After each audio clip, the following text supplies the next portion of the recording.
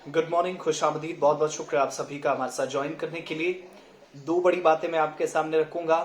Delimitation commission के हवाले से, हदबंदी कमीशन के हवाले से। 4 फरवरी को जब रिपोर्ट आई थी तो जितने भी एसोसिएट मेंबर्स हैं उन सभी से कहा गया था कि वो अपनी शिकायत, अपने एतराजात या सिफारिशात, जो उनकी रिकमेंडेशंस होंगी, जो सजेशंस होंगे या जो एतराज वो करेंगे, वो 14 फरवरी तक जमा कराएं। कल 14 फरवरी बीत गया, लेकिन दोनों पार्टियों ने नेशनल कॉन्फ्रेंस, जिसके 3 मेंबर हैं, retired justice Hasnain Masoodi, doctor Farooq Abdullah और मोहम्मद अकबर लोन, तीनों ने अपने एतराजात दर्ज करा दिए हैं।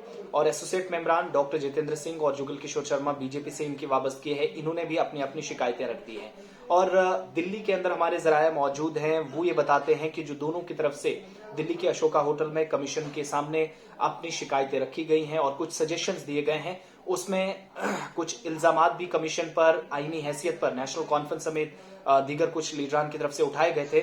और अब कमीशन का, चूंकि एसोसिएट मेंबर नेशनल कॉन्फ्रेंस है, तो उसने अपने तहरीरी तौर पर शिकायत दर्ज करा दी है। और हदबंदी कमीशन को नेशनल कॉन्फ्रेंस ने जो 14 सफात पर मुश्तमिल जो जवाब है वो कमीशन के सामने रख दिया है। अब उसमें कुछ कवानीन के भी हवाले दिए गए, वो आपके सामने। लेकिन ऑफिशियल डॉक्यूमेंट जो बताता है उसमें बीजेपी की तरफ से राजौरी, पुंछ और जम्मू के लिए क्या कहा गया है। पहली बात तो ये मांग हुई है कि जिस सीट को हम जम्मू पुंछ लोकसभा कॉन्स्टिट्यूंसी कहते, पहले मैं लोकसभा पिस रहा हूं, पार्लियामेंट्री कॉन्स्टिट्यूंसी कहते थे, उसका नाम तब्दील करना या उसमें तब्दीली करने की मांग हुई है बीजेपी की तरफ से। और कहा है कि इसको अनंतनाग, राजौरी, पुंछ पार्लियामेंट्री कॉन्स्टिट्यूंसी कहा जाए। इसमें शोपियां को शामिल किया जाए। वची को अगर शामिल किया गया है, वची को जैनपुरा अब कहा जाएगा।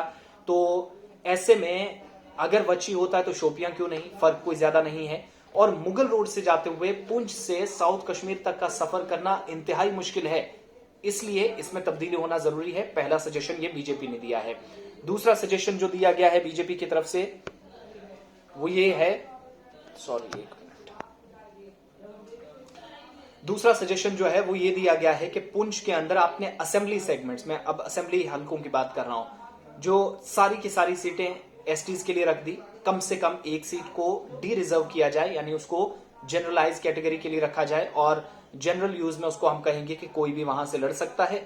इसलिए सारी की सारी एसटीज के लिए रखना। आबादी को भी देखा जाए, आबादी के तनासुब को देखा जाए और जियोग्राफिकली भी एरियाज को देखा जाए, तो उस लिहाज से फैसला होना चाहिए, पॉपुलेशन बेस्ड फैसला होना चाहिए। इसलिए बीजेपी ने कहा है कि पुंछ की एक कॉन्स्टिट्यूंसी जो है पुंछ जिले की, वो डिरिजर्व होनी चाहिए। और बीजेपी चाहती है कि शोपियां भी अनंतनाग, राजौरी सीट के अंदर आए, लेकिन पुंछ का नाम भी इसके साथ जोड़ा जाए। इसलिए चूंकि ये एक तवील अरसे से मांग थी कि जम्मू को कश्मीर से मिलाया जाए, लेकिन कम से कम ऐसे विड्रॉ बाउंड्रीज ना की जाए जिससे दूरियां और भी पैदा हों।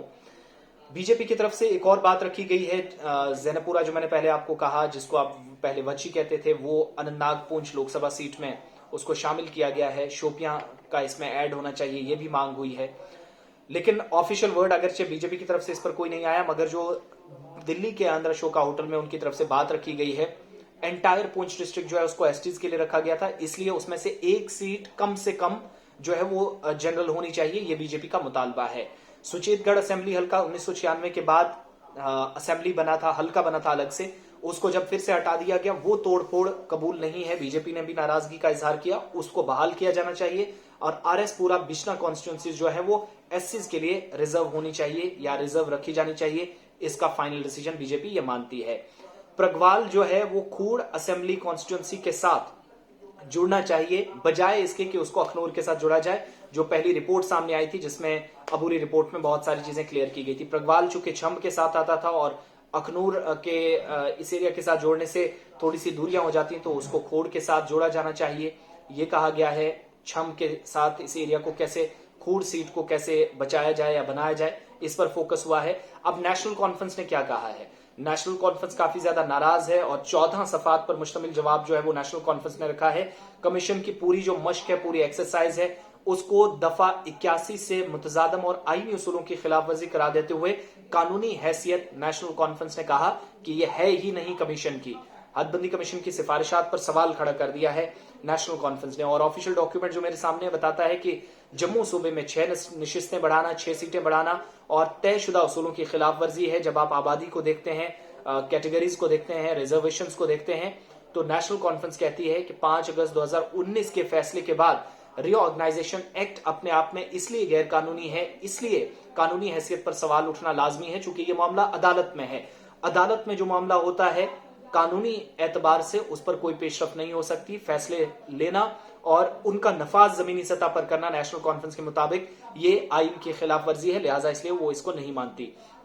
इसके अलावा नेशनल कॉन्फ्रेंस ने सबसे बड़ी जो मांग की है, लोकसभा की 5 कॉन्स्टिट्यूंसीज को पुरानी ही लाइनों पर रखा जाए, वही जो पहले हुदूद थे उन्हीं को तय किया जाए। कोई भी तब्दीली, कोई भी तोड़फोड़ काबिल कबूल नहीं है, नेशनल कॉन्फ्रेंस मानती है। तयशुदा उसूलों और तरीकों से हटने का इल्जाम कमीशन पर नेशनल कॉन्फ्रेंस ने लगाया है और आर्टिकल 81 का हवाला दिया है कि हर रियासत को इलाकाई हलकों में इस तरीके से तकसीम किया जाए कि हर हलके की आबादी और इससे अलॉट की गई नशिस्तों की तादाद के दरमियान बैलेंस हो, तनासुब हो, जहां तक मुमकिन हो पूरी रियासत में बराबरी का हो। नेशनल कॉन्फ्रेंस ने कमीशन पर सवाल उठा दिए हैं। बुनियादी उसूलों से हटा है, यह सवाल भी उठाया गया है और पार्टी ने निशानदेही की है कि 2011 की मरदमशुमारी के मुताबिक आबादी का जो औसत है वो मयार 1.36 लाख रखा गया था, लेकिन सीटों की तंजीम नौ और तकसीम यकसर मुख्तलिफ तस्वीर पेश करती है। यानी जो पहले हमारे सामने था उससे पूरी तरीके से कमीशन हट गया है और बीजेपी ने कुल मिलाकर अबूरी रिपोर्ट को माना जरूर है, लेकिन जो तब्दीलियां हैं उसमें उन्होंने पुंछ के अंदर एक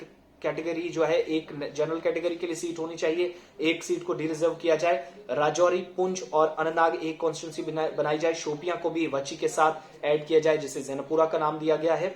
और दूसरी तरफ खूड़ के साथ जिस एरिया को मिलाया जाना चाहिए था वो अखनूर के साथ मिलाया गया है।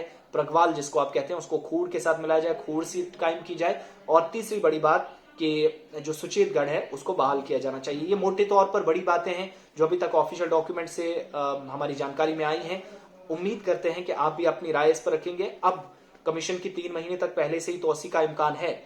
अब अवाम की जानिब से भी शिकायत दर्ज करा जाएंगी। 19-20 का फर्क है, उसमें ज्यादा तब्दीली का इम्कान नहीं है, लेकिन हो सकता है कि पुंछ के अंदर जो रिजर्व सीटें हैं एसटीज के लिए उनमें से एक सीट डी रिजर्व की जा सकती है। खूड़ असेंबली हल्के में प्रगवाल को शामिल किया जा सकता है, अखनूर से निकालकर सुचेतगढ़ बहाल हो सकता है और इसमें तब्दीली जरूर नजर आ रही है कि हो सकती है। जो गैप है मुगल रोड से, कैसे विंटर में अगर कभी मान लीजिएगा कि इलेक्शंस होते हैं विंटर के करीब करीब, तो मुगल रोड जो तकरीबन 4 से 5 महीने पूरी तरह बंद रहती है, कैसे नकलो हरकत की जाए, कैसे कैंपेनिंग चलेंगी, ये सारे खदशात हैं, तहफुजात हैं। नेशनल कॉन्फ्रेंस ने साफ कह दिया है कि पूरी एक्सरसाइज है वो गैर कानूनी है, आर्टिकल 81 का हवाला दिया है। और बीजेपी ने शोपियां, पुंछ और सुचेतगढ़, प्रगवाल, अखनूर के इलाकों में तब्दीली का मुतालबा किया है। बहुत बहुत शुक्रिया आप सभी का मेरे साथ ज्वाइन करने के लिए और बात सुनने के लिए।